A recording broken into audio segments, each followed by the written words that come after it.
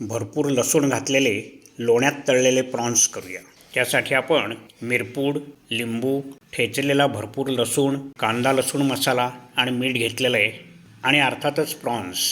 हे प्रॉन्स त्याचं कवच काढून त्याची शीर काढून स्वच्छ धुवून घेतलेले आहेत आणि आपण त्याला हे साहित्य चोळून हे अर्धा तास मॅरिनेट करून झाल्यावर आपण ते आता लोण्यावर फ्राय करणार आहोत।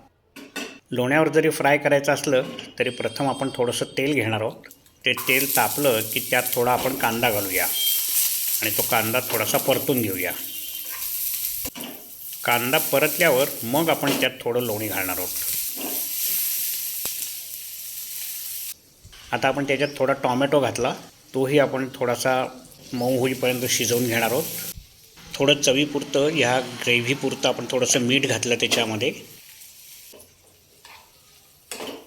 थोडीशी मिरपूड घातली ग्रेव्हीपुरती।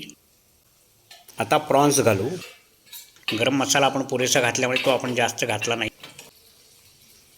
आता आपण ते जरा मंद आचेवरती फ्राय करून घेऊया। फ्राय करताना आपण ते थोडेसे उलटून घेतले।